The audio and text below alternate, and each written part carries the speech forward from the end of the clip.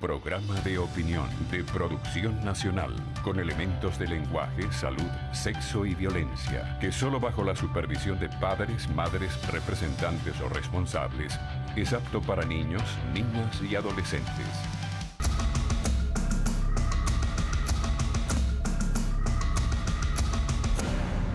Bueno, para mí es un honor entrevistar al personaje que a continuación van a ustedes a oír y ver. Es nada menos que Osvaldo Álvarez Paz, dirigente político con una trayectoria de honestidad y una trayectoria de realizaciones que nadie se puede discutir. Fue gobernador del estado Zulia. Y bueno, aquí estoy leyendo, por ejemplo, unas cosas que dice, porque él también maneja el tema militar. Bolívar 171,4 millones para justicia militar destinado en el presupuesto. Es una nota escrita por Sofía Neder, del diario El Nacional. Prevé entrenar la justicia del Ministerio de Defensa 149.968 milicianos. ¿Tú qué piensas? Bueno, que eso no solamente un disparate. ¿Por qué? ¿Ah? Bueno, milicianos, ¿para qué?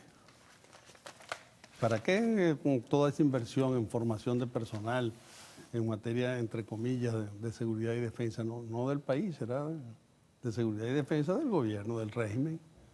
Y entonces todo eso, en una nación como esta, que está sumamente deteriorada desde la planta física, ¿no?, del país, hasta la salud, la alimentación, la educación y la seguridad de las personas y de los bienes, eso no tiene ningún sentido. No tiene ningún sentido. Es una proyección ideologizada, ¿no?, de este socialismo del siglo XXI, del cual ya nadie habla, por cierto, ¿no? Tiene otras denominaciones. ¿Qué crees tú que ha pasado con ese socialismo del siglo XXI? Bueno, que obviamente no funcionó. ¿No? Los sucesivos planes de la nación que fueron presentados, planes de la patria que llamaban, ¿no?, han conducido a Venezuela a un desastre. No porque en el papel no lucieran como buenos, sino porque en la ejecución ha habido una gran ineficacia y una corruptela como no tiene precedentes en la historia nacional contemporánea. Entonces, nada funciona bien en Venezuela, en la Venezuela de hoy. ¿Tú sientes que en las últimas medidas que anunció el presidente de la República hay un viraje, hay un cambio de actitud? No. Porque está hablando de inversión extranjera, está hablando de apertura del sector privado. Bueno, palabras y más palabras. Parolas. Pero el hecho cierto es que eso va acompañado, ¿no?, con un ataque virulento, ¿no?, a los países sede de lo que podrían ser los grandes inversionistas extranjeros, ¿no?, en Venezuela, con lo cual frena completamente esa posibilidad, y con un ataque también brutal hacia la inmensa mayoría de los productores, de los comerciantes y de los industriales venezolanos. ¿Cuál es el país que tú deseas entonces? El país que yo deseo, ojalá Venezuela llegara a ser algún día como Estados Unidos.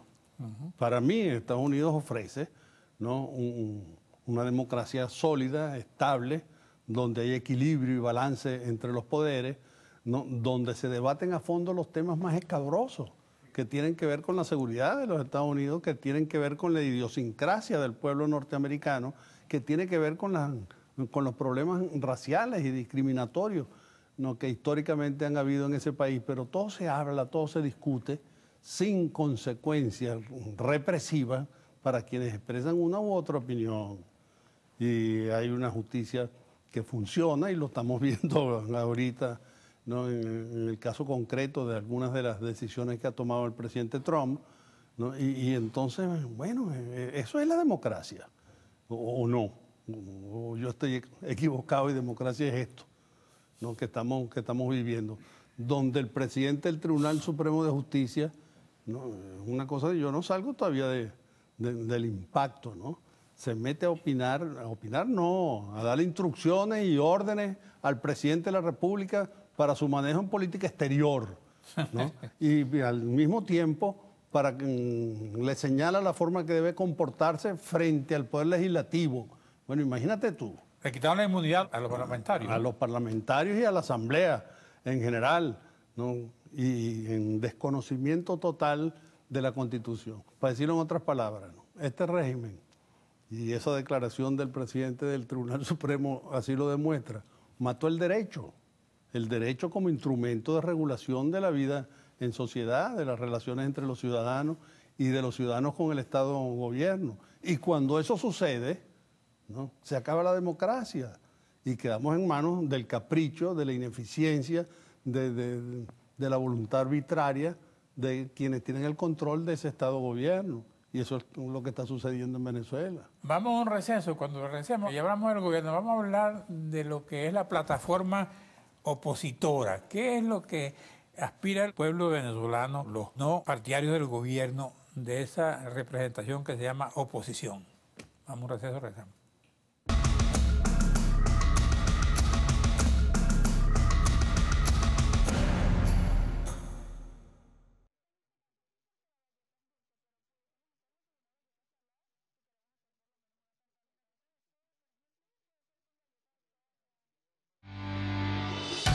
Estás viendo Regiones.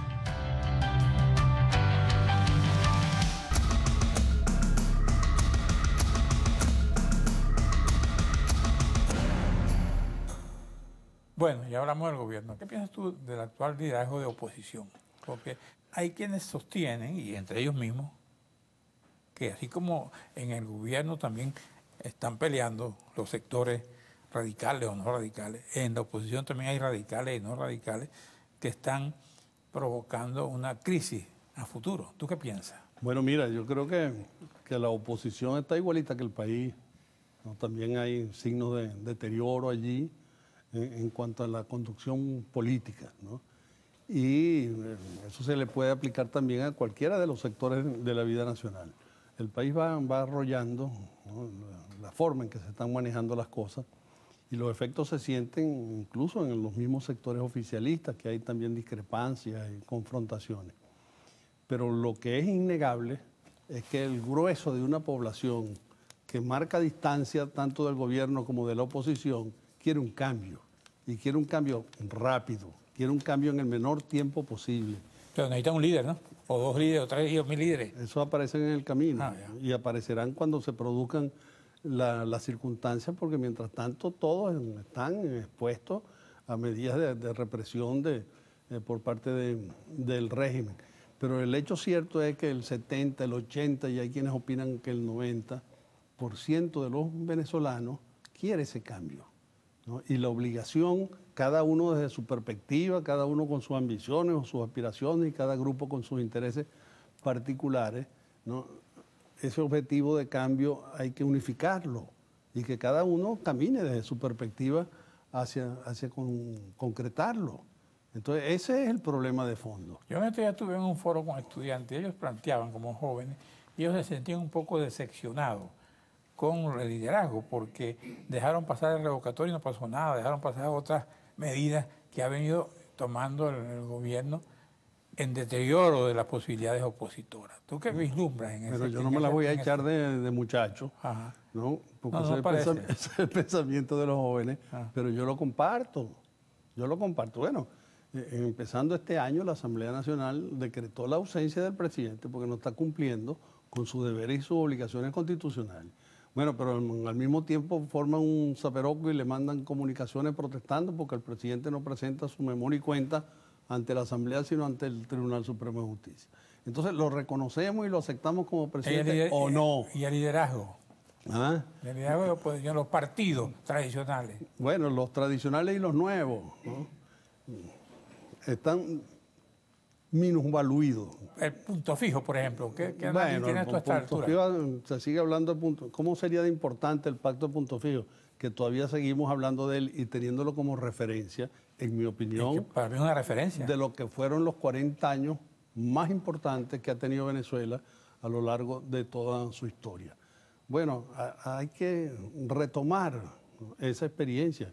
Bueno, incluso el padre Ugalde en una de sus presentaciones planteaba un escenario posible, pues, un Larrazábal II, incluso él agregaba, pero que dure un poco más de tiempo.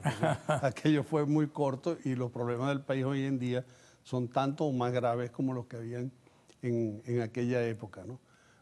Pero el liderazgo va a ir... Por cierto, que estuve viendo un libro de José Curiel, que es una especie de memoria sobre las obras de lo que llaman la Cuarta República. Y mira que... Donde se analizan todos los sectores, Ajá. ¿no? De la vida del país, como en esos 40 años, en cómo evolucionaron, cómo el país prosperó. Y Conte, es bueno recordar, ¿no?, que en los 3 primeros gobiernos de esa época, Betancur, Leoni y Caldera I, Ajá. el barril de petróleo no pasaba de $3. ¿No? Sí. Entonces todo lo que se hizo mucho, se hizo bastante y se siguió haciendo después, fue sobre la base de la productividad interna, del esfuerzo de nuestros productores agrícolas y pecuarios, ¿no?, del esfuerzo de nuestros industriales y de nuestros comerciantes. Yo recuerdo que fue testigo directo, yo era cónsul en Nueva York y que después vine aquí de ministro, cuando el presidente Jaime Lucinche, el petróleo estaba a $8 también. Así es, así es. Bueno, y Caldera II, ¿no?, lo entregó por ahí a $8, $9, ¿no? Que lo agarró Chávez y aquello se le disparó a 100 y pico, ¿no? Entonces, bueno, nuestra tragedia en buena parte también está vinculada al hecho petrolero, mirado como tragedia porque no se aprovecharon las coyunturas, las circunstancias favorables que el alza desmesurada de los precios del petróleo le otorgó a Venezuela.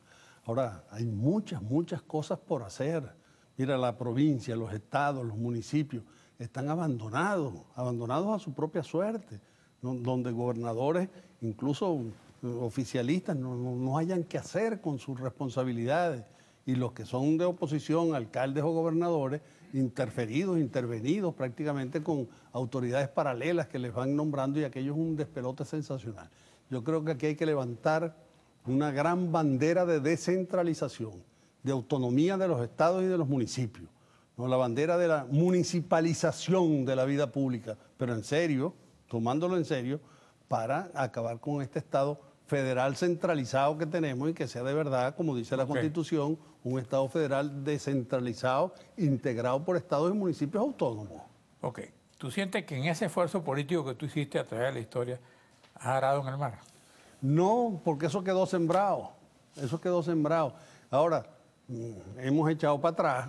Nosotros, y algunos gobernadores pueden decir lo mismo, gobernadores de la época, ¿sí?, de las primeras y segundas elecciones de gobernadores.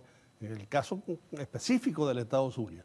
Mira, nosotros en muy corto tiempo tomamos el control y la administración del puente sobre el lago, ¿no?, de los 3 aeropuertos comerciales que existían en el Zulia, ahora va quedando uno y de Milagro, ¿no?, del puerto de Maracaibo y la cuenca portuaria, de toda la materia deportiva, de toda la materia indigenista, claro, del control de los minerales no metálicos que había en la Sierra de Perijá. Oye, pues, un montón de cosas. Claro. Por cierto, me dio una tristeza en estos días que fui a Barquisimeto, porque me hicieron un agasajo allá, la gente de Barquisimeto. Oye, en el aeropuerto me decía uno de los trabajadores, mire, señor Carlos, aquí hay un solo vuelo de Conviasa semanal. Antes habían 10 vuelos de diversas líneas aéreas. Ahora está Soledad y nos está afectando a todos los trabajadores. Bueno, y me imagino que en Maracaibo igualito, ¿no? Muy reducida la frecuencia de vuelo y muy deteriorados los servicios. Incluso los aviones, uno se monta en los aviones cuando consigue. Tiene que tener cuidado.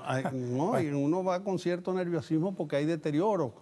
Porque el mantenimiento de esos aviones... Pero me imagino que en honor, y para no sembrar temor, ese mantenimiento de los aviones está protegido, ¿no? O por lo menos se está realizando. No creo que sea tan irresponsable para montar.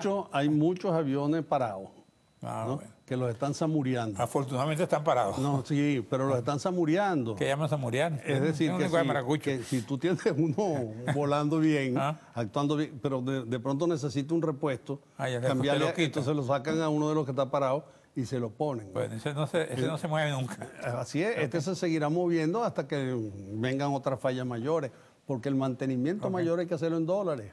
Así es. ¿Te fijas? Y tienen dificultades para eso. Mira. Bueno, espero que ahora vengan dólares con estas medidas. Ojalá y no se queden en el camino. Bueno, sí, gracias a Osvaldo Álvarez Paz. Gracias a usted, amigos televidentes. Nos veremos aquí mañana a esta misma hora.